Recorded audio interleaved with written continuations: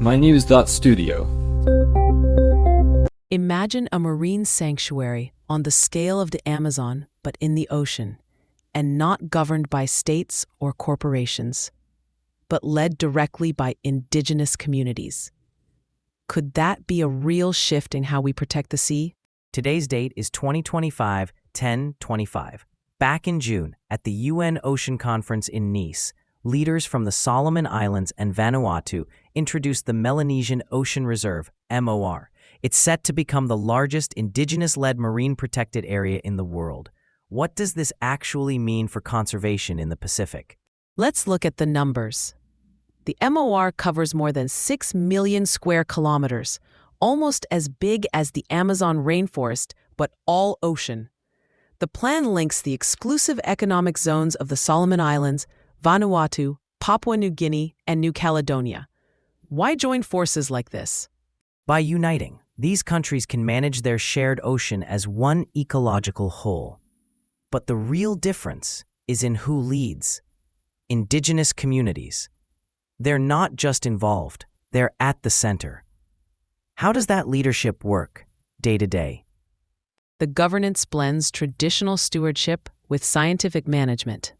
There are 4 main programs: ongoing monitoring and management, indigenous-led investment in sustainable blue economies, sustainable transport that reconnects island communities, and integrating science with traditional knowledge. But why does this approach matter? Let's take biodiversity. The MOR protects 3/4 of the world's known coral species and over 3,000 species of reef-associated fish. With so much life concentrated here, what's at stake if protection fails?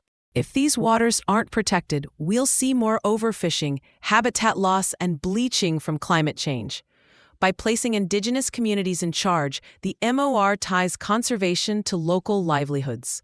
Only sustainable activities are allowed, and people are directly involved in fisheries and management.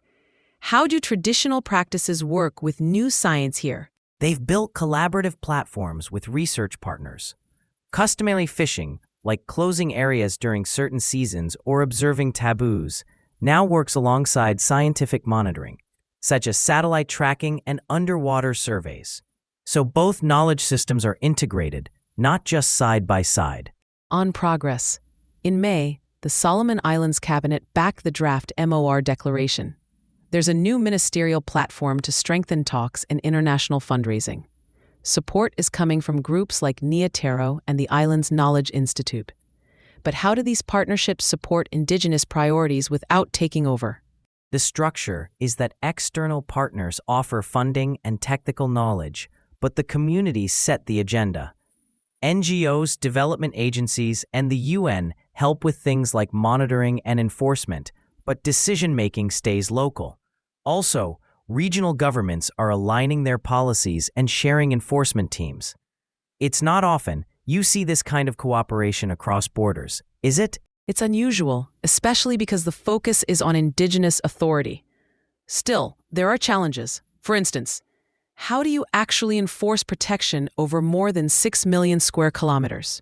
Enforcement is a big hurdle. They're investing in tools like drones and satellite monitoring and creating regional enforcement teams. But technology isn't the only answer. By providing economic benefits to local communities, there's direct motivation to protect the ocean. About illegal fishing, can they really stop it? It's difficult, but combining local knowledge with new technology makes it easier to spot and respond to threats quickly. Openness and involving communities in measuring progress are key.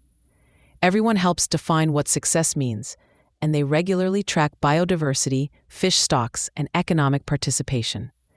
How do they keep the reserve flexible for the future? They use adaptive management, so strategies can shift as conditions change. There's also a strong focus on passing knowledge between generations, so traditional stewardship continues. Have we seen similar success with this kind of approach elsewhere? There are examples. The Great Bear Rainforest in Canada and indigenous protected areas in Australia both show that this combination can work. But the MOR stands out for its size and the way it spans multiple countries. Could this model catch on globally? That's the test. By making Indigenous leadership central, the MOR questions how conservation is usually done. With biodiversity loss and climate pressures growing, could this become a template for other regions? It's about more than just ocean health. It's also about rights, livelihoods, and redefining who takes care of key ecosystems. If the MOR works, it could set a direction for global policy and inspire similar reserves elsewhere.